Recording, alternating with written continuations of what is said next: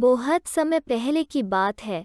एक छोटे से गांव में दिव्या नाम की एक लड़की अपने माता पिता रामू और लक्ष्मी के साथ रहती थी।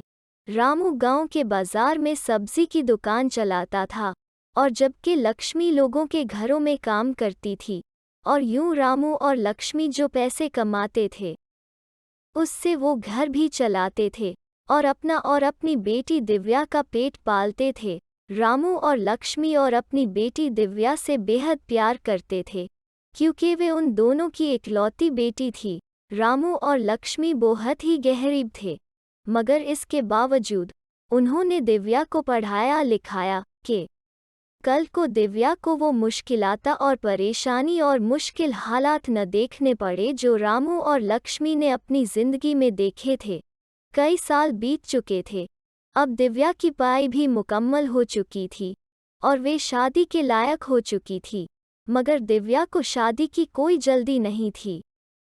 जैसे रामू और लक्ष्मी अपनी बेटी से बेहद प्यार करते थे, वैसे ही दिव्या भी अपने माता पिता से बेहद प्यार करती थी और वो चाहती थी कि वो अपने माता पिता को दुनिया की हर चीज़ लेकर दे और उनकी ज़िंदगी को खुशियों से भर दे।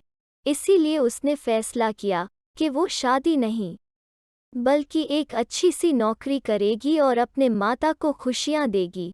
दिव्या की ये ख्वाहिश भी जल्द ही पूरी हो जाती है और उसे एक बड़ी सी कंपनी में मैनेजर की नौकरी मिल जाती है और अब वो एक बड़ा सा घर लेती है और उनके हालात बेहतर हो जाते हैं। मगर कुछ ही अरसे बाद दिव्या के माता पिता शदीद बीमार हो गए और इसी वजह से दिव्या कई दिनों तक नौकरी पे नहीं जाती और उनके इलाज के लिए इधर उधर फिरती रहती है और उसको नौकरी से भी फारिग कर दिया जाता है। दिव्या की परेशानी अब मज़ीद बढ़ जाती है और अब वो सोचने लगती है कि वो अब कैसे अपने माता पिता को पाले गई और अब तो दवाई लेने के पैसे भी ख़त्म हो रहे थे। दिव्या एक दिन जंगल में बैठ के रो रही होती है, तभी वहाँ पे परी आती है और दिव्या से परेशानी की वजह पूछती है। दिव्या परी को सब बताती है और इस पर परी दिव्या को एक बीज देती है और कहती है, दिव्या ये कोई आम बीज नहीं है, ये जादुई पैसों और फलों का बीज है। इसे घर के पास लगा देना, ये फौरन ही पेड़ बन जाएगा और इस पर तरह तरह के फल और ढेर सारे पैसे उगेंगे।